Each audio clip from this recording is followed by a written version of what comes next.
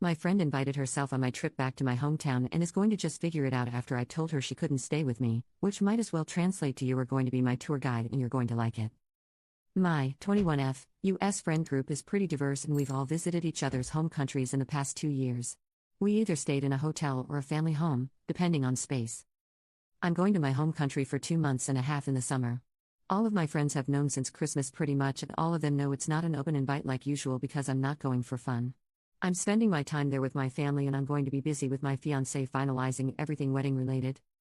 So, my friend, 21F, decided that she didn't want to go home for the summer, instead wanted to come with me and decided that she'll just stay at my family home like before.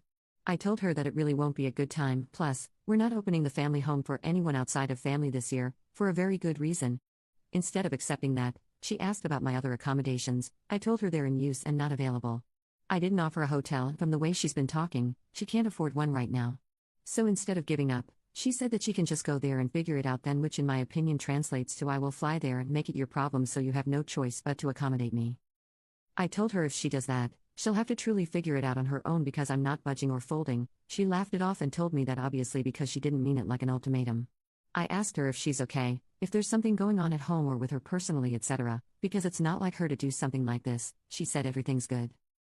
I, however, feel like I'm stuck. If she goes through with her brilliant figure-it-out plan, she'll be a foreign woman in a country she's only visited twice before with a guide, aka me, who doesn't speak the native language or understand the map, etc. I can't leave her alone no matter what I warned her I'd do. Advice, please. Update 1.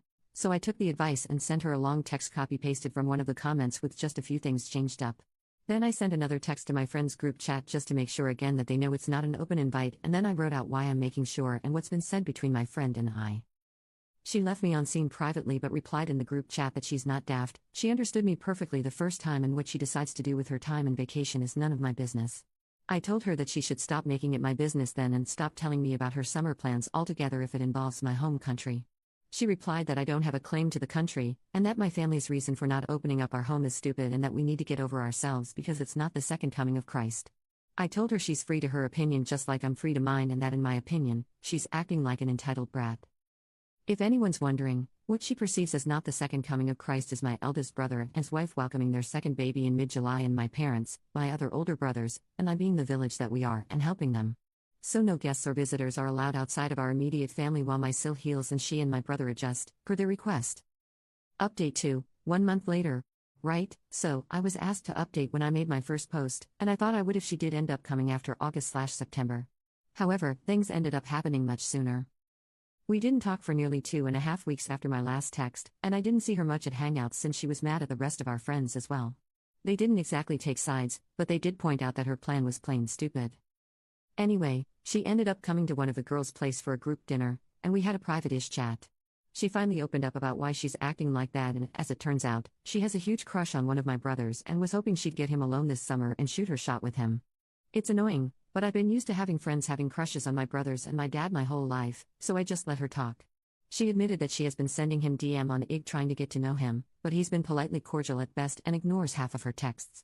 Then she started asking me about him, about his dating history, which had me disgusted because he's bi and she wanted statistics on if he's been more into girls or guys so she can figure out her chances and then asked me to help her out. She gave me examples of moments that happened on our last trip with me and my brother, dancing/water fight/karaoke/etc., that I could help her recreate with him, which is just disturbing because she made my brother, I sound romantic and it just helped multiple my disgust. When she was done, I told her that she needed to come out of her fantasy and back to reality.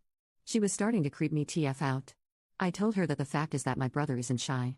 If he was interested in her, he would act like it, and him ignoring her speaks volumes. Besides that, I told her that she knows I don't involve myself in any of my brother's relationships, and even if I did, I would never allow anyone to use me for insider information. Then I said that this conversation was over and to never bring it up with me again. She's clearly deluded herself into believing something that doesn't exist. On our last trip, my brother was so into the guy he was seeing at the time that he accidentally called the rest of our brothers by his name multiple times, lol. Anyway, I've cut her off completely, and with everything that's happening right now, she got scared of traveling and dropped her plans, which she told my friends. It sucks to lose her as a friend since we were close and all that, and I don't know how it'll affect the group yet, but shit happens and I have too much going on to dwell on it right now. I, on the other hand, moved up my traveling and will hopefully be back in my home country in the next few days along with my family, which will allow us to celebrate my dad and one of my brothers on Father's Day, so yay.